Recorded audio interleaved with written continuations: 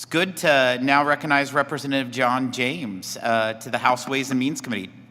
Representative James is from Michigan, graduated from the United States Military Academy, and served 8 years in the Army, participating in multiple tours of duty in Operation Iraqi Freedom, and is an Apache pilot. We're glad you're here.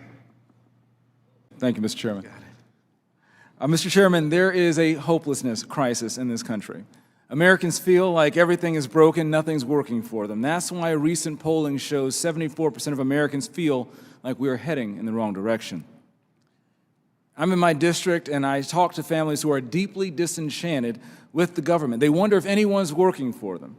They wonder if anybody cares. Well, I know we care. And Mr. Chairman, I echo your sentiments that there should be many pathways to prosperity, particularly through education. And I'm here to urge support in those sentiments of H.R. 531, Educational Choice for Children Act, and my bill, H.R. 4520, Reignite Hope Act. First, education. We must put our children first, not teachers' unions, not D.C. politicians, our children. I want all schools to be successful, Mr. Chairman. Public schools, private schools, charter schools, home schools, vocational schools. I truly believe that where parents have choice, children have a chance. Parents deserve to send their children where they will be safest and most successful, where they'll have outcomes that are not determined by their zip code. Because we all in this body, in our Republican majority, believe that a quality education is a basic civil right. So regardless of our political stripes, party ideology, one thing is clear. School choice goes the farthest in addressing this hopelessness epidemic, and it ranks high among Americans, especially American parents. In fact, a recent study found that school choice has support of 80% of Republicans, 60% of Democrats, and 69% of independents. I don't know a single parent out there who doesn't want more choice when it comes to their child's education. For this reason, I'm proud to sit here today and voice my strong support for H.R. 531. H.R. 531 isn't just a bill, it's a game changer for millions of children around the country, many of whom have no other option. In fact, we've seen the impact of choice at the state level, with 25 states greenlighting similar programs to provide families with more choice, not less. Not only is this bill common sense, it's a no-brainer. It's also good policy, it's the right thing to do. And it's about time that Congress and the President get on board with the desires of the parents of this nation.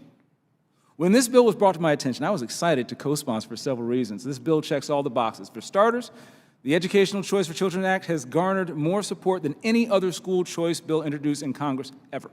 Second, this bill doesn't require any new spending. I repeat, no new spending. There's something that we need to do more of here in Washington. Third, this bill doesn't increase the size or scope of government. Lastly, it tells the Department of Education to take a hike, empowering students and their parents where it should be at the lowest level in this nation. And it's about time. The choice is clear. Congress can do nothing, leaving millions of families and their children behind, or we can come together to put our families and students first, not special interests, and vote to send this bill to the President's desk. Families deserve a choice, and our students deserve a fighting chance. Anything less is unacceptable, un-American. I urge my colleagues to support not only H.R. 531, Educational Choice for Children Act, but also my bill, which is the Reignite Hope Act. The Reignite Hope Act, H.R. 4520, endeavors to increase child tax credit to $3,500 for each child 0 to 5 and $4,500 for each child 6 to 17. This is to help both parents who are struggling to make ends meet during these inflationary times and also help care workers to be able to afford to do the most important job in the world, to look after our children. It also provides a $3,500 tax credit for incentivizing the hiring of critical needs employees, helping boosting sectors of the economy desperate for workers.